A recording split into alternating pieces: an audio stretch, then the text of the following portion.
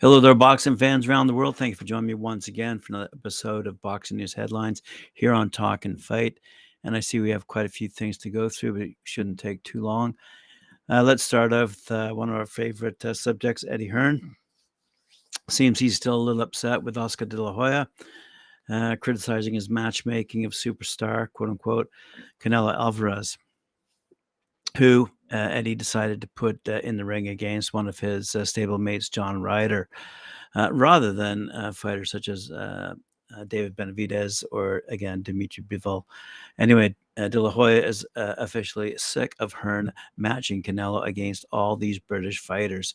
He wants a change-up with some actual quality for Canelo instead of continuing cherry-picking fodder opposition.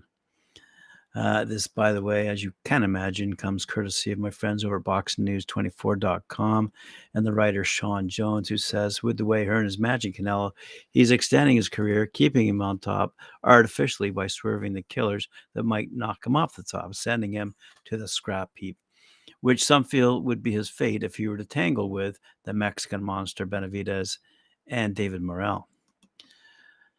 So Canelo, as we've said before, he's not really fighting the best. And even Christian von Sponek had mentioned this at least a year ago in his criticisms of the opposition that Canelo Alvarez was fighting. Anyway, Hearn feels he's done a bang-up job with the fighters he's matched against Canelo so far, whose record, by the way, is 58-2-2 with 39 knockouts, putting him in against Billy Joe Saunders, Avril Yildirim, Rocky Fielding, Gennady Golovkin, Caleb Plant. Anyway, so in this regard, De La Hoya has got a point. Canelo's legacy and popularity have been going downhill lately since he stopped fighting the best after his controversial win over Triple G back in 2018. When Canelo, by the way, finally did step in last May, he was embarrassed by Dimitri Bivol. If only De La Hoya were less than ecstatic about Canelo facing the Gorilla Ryder, 32-5, it wouldn't be as bad. But the boxing world sees this as another example of soft matchmaking being done by Hearn. Ryder is as basic as you can get, and he's a dull opponent for Canelo. He's beaten no one of note to view him as a credible opponent for Canelo, and you can't count his recent victory over shot 36-year-old Danny Jacobs because he fought him when he was old. Is this the same guy that said fighting Dimitri Bivol was a terrible mistake because the fight was too tough, said Eddie Hearn? Let's just break it down. He continues.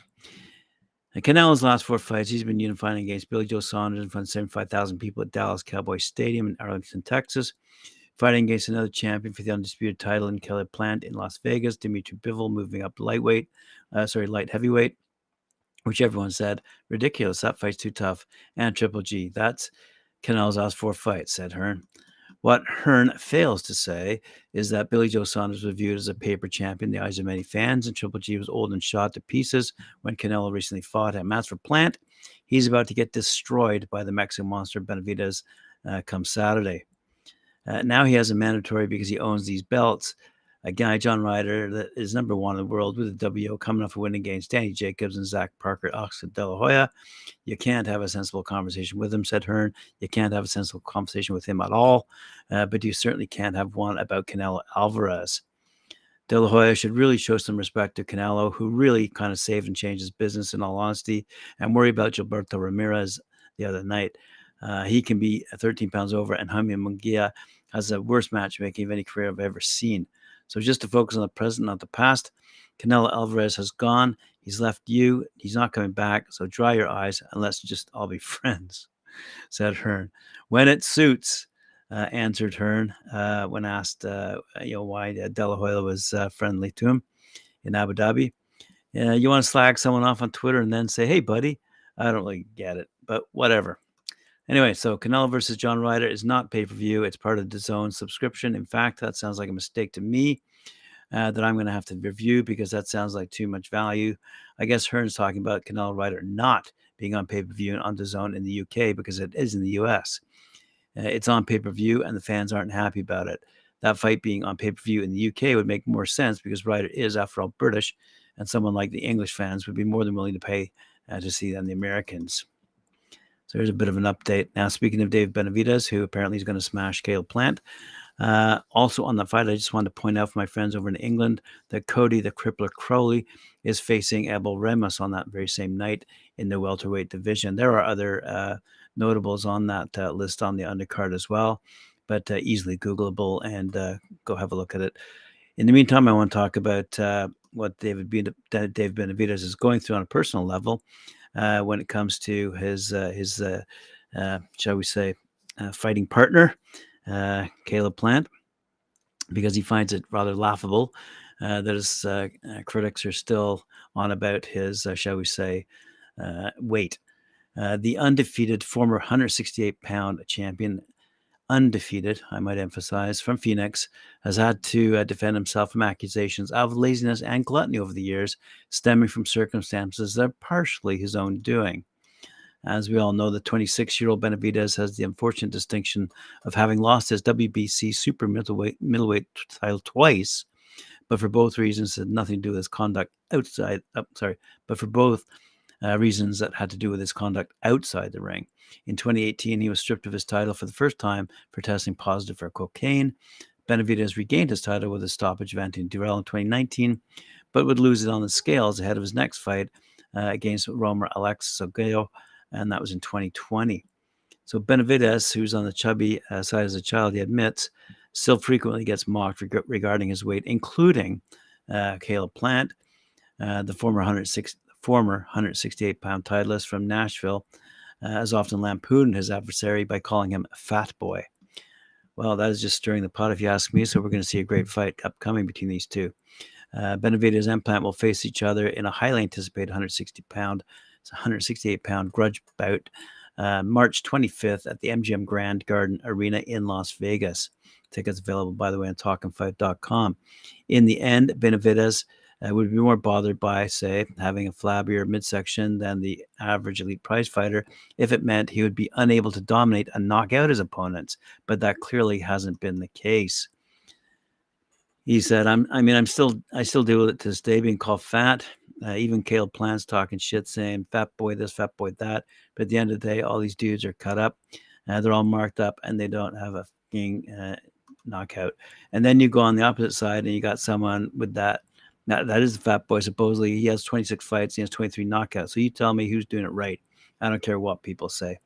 Plant, by the way, 30 years old, at 22 wins and one loss. Plant 30 has 22 wins, one loss, and 13 of his wins coming by knockout. In a bodybuilding contest, Plant would sweep the board. In the boxing ring, of course, another matter. At the end of the day, they say I'm fat, said Benavidez. They say I'm this, they say I'm that. They say I'm not dedicated, but at the end of the day, I'm doing my effing job. And when I get his ass in that ring on March 25th, I'm going to break his fucking mouth. I'm going to make him regret everything he said. And we are looking forward to that fight. Speaking of fights upcoming, I wanted to let you know that we had a great interview with David Light last Friday. Go to talkinfight.com. Check out Knuckle Up. Check out what Mike Orr had to say about David Light and his upcoming fight in his interview.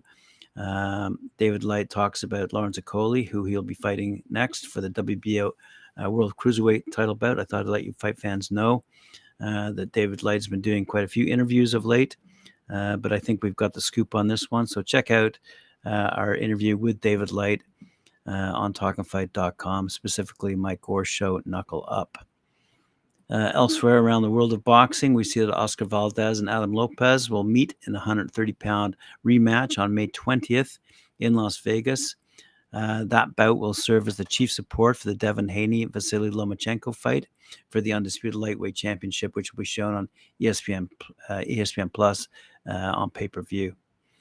Valdez, by the way, he's 30-1, 23 knockouts, defeated Lopez, who's 16-4 with 6 knockouts, via 7th-round stoppage back in November 2019. But the fight was far tougher than expected.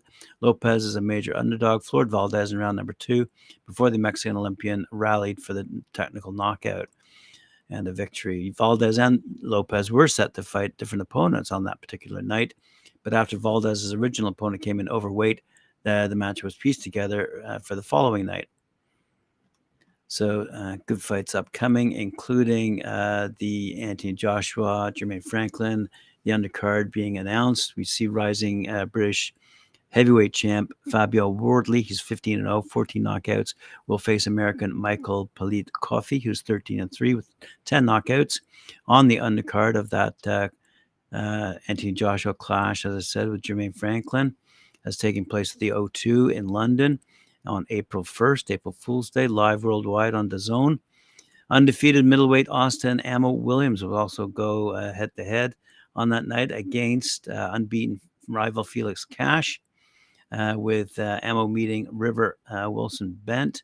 As previously announced, Cash, 16-0, challenges Matteo Sagnati on that night for the European middleweight title.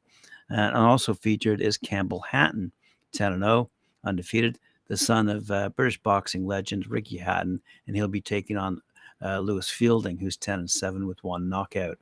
So here's a bit of news on the undercard on the upcoming Anthony Joshua Jermaine Franklin fight.